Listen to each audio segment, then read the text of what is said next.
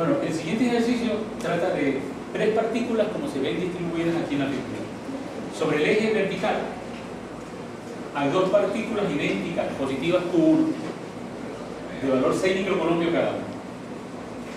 Sobre una línea bisectriz a la línea que une a Q1, o sea, una bisectriz es una línea perpendicular que pasa por la mitad de esta distancia, se encuentra a una distancia X de 10 centímetros una tercera partícula, Q2 de menos 2 microcolombios.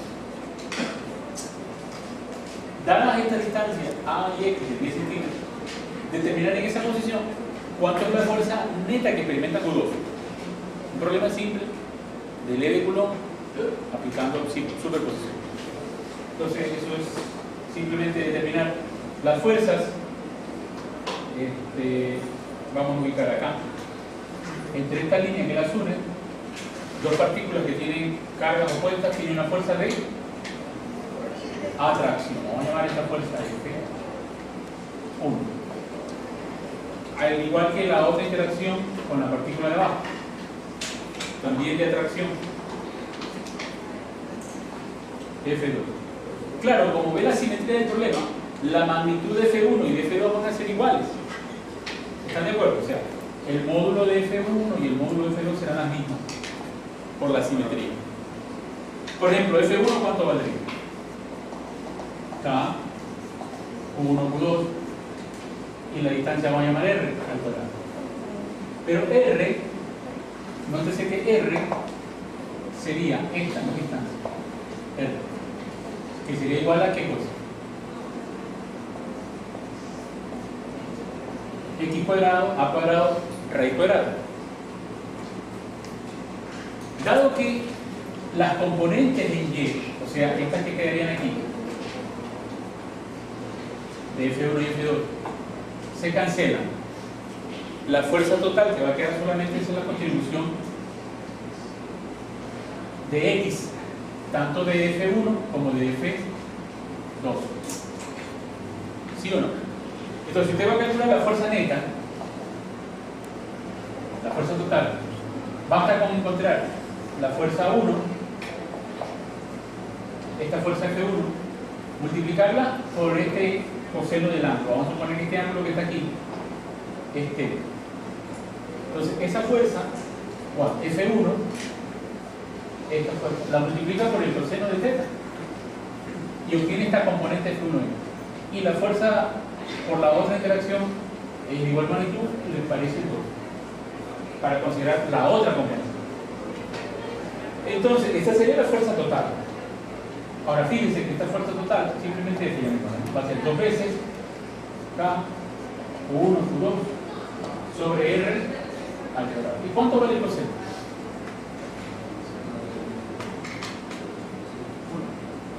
1 coseno. Este cateto, que es X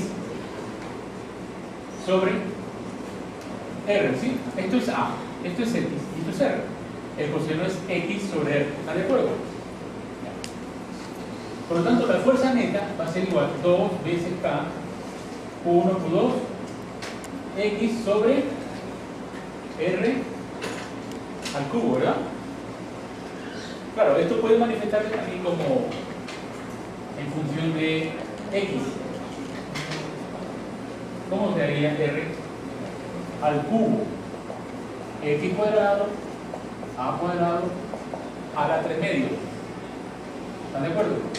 Entonces escribamos esto acá abajo. X cuadrado, A cuadrado, a la 3 medios, por X.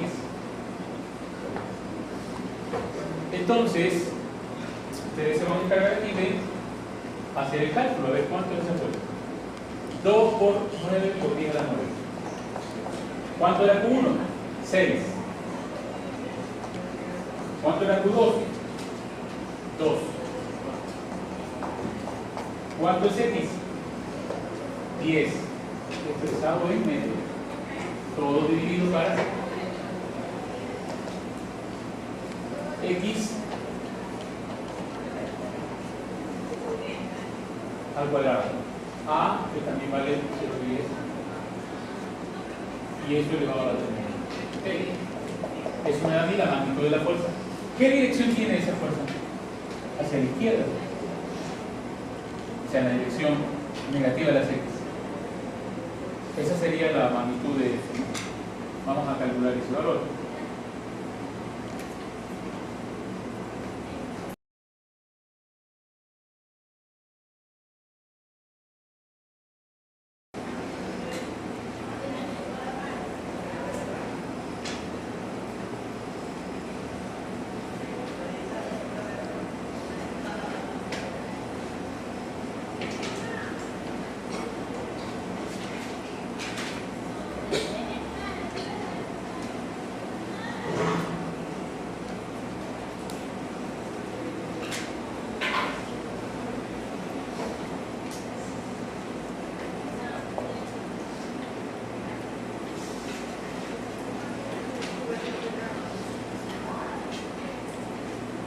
¿Alguien obtuvo el valor de la fuerza?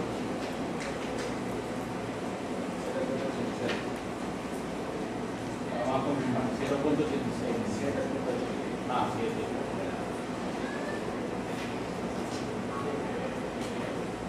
Bueno, lo vamos a dejar pendiente hasta que alguien más lo tenga.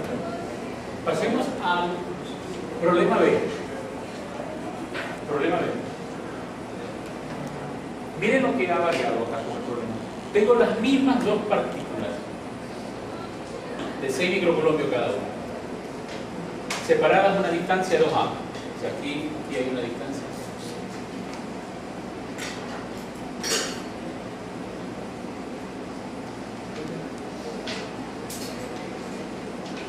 Aquí hay una distancia A, aquí está el origen, aquí hay una distancia A. Entonces, esta partícula Q2, que es negativa, experimenta esta fuerza hacia la izquierda, como está al lado derecho. Pero la condición es que esta distancia X, esta X, ahora es mucho menor que A, que esta distancia. O sea, en otras palabras, que esta partícula está en las proximidades de la línea que une a las partículas, muy cerca de esta línea. Entonces, vamos a suponer que X vale ya no 10 centímetros, sino que X valga 0.1 centímetros. X es mucho menor que A. Entonces, ¿qué nos pregunta? ¿Cuál es la fuerza neta que experimenta esta partícula? En esas condiciones, yo lo que tendría que averiguar, a ver, si esa es la fuerza que me tuvo acá, F igual a 2, 1, Q2, X, todo dividido para, enfoque esto, X cuadrado más A cuadrado a la 3 medio. Yo voy a dividir para A cuadrado y a multiplicar por A cuadrado para no alterar. Divido y multiplico. Entonces, si voy a dividir, ¿qué me quedaría aquí? X cuadrado sobre al cuadrado. Y acá, 1, ¿verdad? Si esto no estuviera elevado más que a 1, entonces aquí sería A cuadrado para que no se altere. ¿Están de acuerdo? Pero como este paréntesis está a ¿cuánto? A la 3 medios, entonces esto debe estar a la 3 medios. Por lo tanto, en el límite, cuando X es mucho menor que A, esta fuerza tiende a ¿qué valor? A 2 veces Q2 por X dividido para ¿cuánto? Como X es mucho menor que A, esto tiende a ¿qué? Esto tiende a ser pequeño en comparación con 1. Y entonces, todo el denominador tiende a ¿cuánto? A al cubo, porque no ve que este exponente se simplifica 2. ¿Están de acuerdo? Entonces, esta es la expresión 2 Q1 Q2 dividido por el cubo por X. Es distinta a la que tenía yo acá. Para puntos que no son muy cercanos a la línea que une, ¿no? Sino una bisectriz en la que está X similar a, por ejemplo, 10 centímetros y 10 centímetros. Entonces, mientras más cerca esté este punto, Q2, a la línea que une, entonces se aproxima a esta fuerza, a una fuerza que depende de X. A ver, veamos. Si ponemos F igual, vamos a calcular 2, 6 microcoulombios, ¿qué más? 2 microcoulombios, eso era Q1 y Q2, ¿verdad? Dividido para A. A sigue siendo 10 centímetros. Entonces ponemos 0,1 al cubo. Pero ahora como está por X nada más, entonces le voy a poner para 1. Voy a hacer la prueba para 1, para 0.1. Y luego voy a hacer para 0. A ver, esperen un ratito. Aquí me equivoqué, ¿no? Porque esto es 0. Así, ¿no?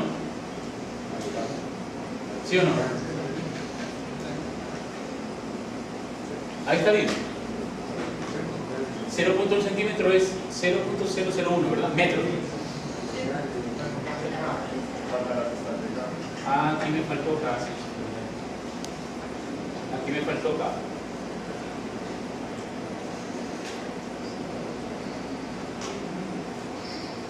K, que es 9 por 10 a la 9, el 2, igual, ahí sí, faltaba acá. Entonces aquí corregimos esto porque es una milésima, ¿no?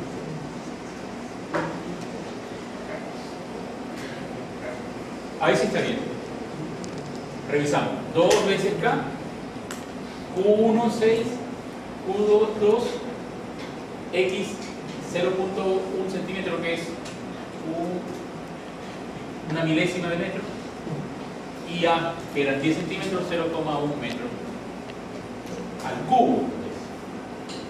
Ahora si resolvemos esto, ¿qué valor?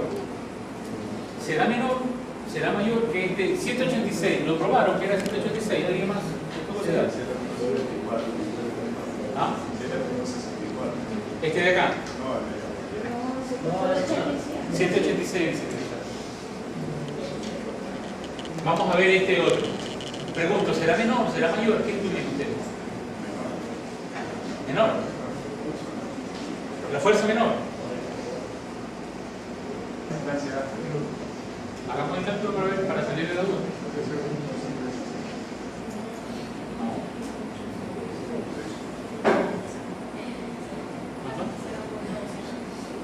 Cero.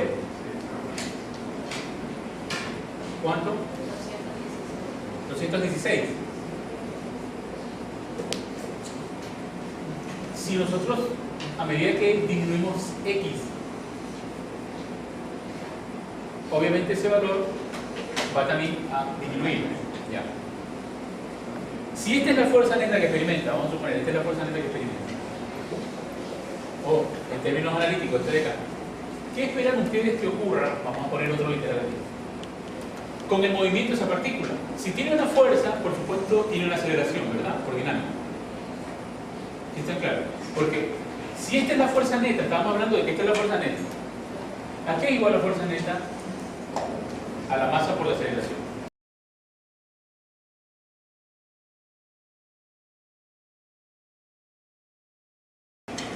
¿Cómo demostramos eso? Para un movimiento armónico simple, recordar que debe existir una fuerza de restauración, una fuerza restauradora, como la de un resorte, ¿se acuerdan? El sistema masa resorte. La fuerza elástica del resorte siempre llevaba al equilibrio, al bloque. Aquí, esta fuerza siempre lleva el equilibrio a la izquierda. Si está a la derecha,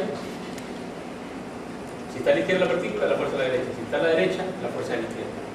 Nótese que la relación entre la fuerza y X es siempre negativa. Porque si la partícula es X, la fuerza es contraria. Lo mismo en el lado izquierdo. Entonces siempre hay esta relación opuesta de las direcciones de F y de X. Y aquí aparece una constante, por supuesto.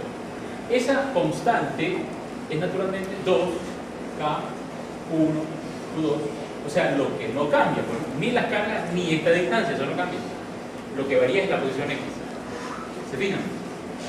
Entonces, yo puedo determinar que la fuerza, al ser igual a menos C por X, esta es la fuerza restauradora. Entonces yo puedo escribir sumatoria de fuerzas m por a, o sea, fuerza que es menos C por X. Esta es la fuerza. Sustituyo. Esto es masa por aceleración. Segunda derivada.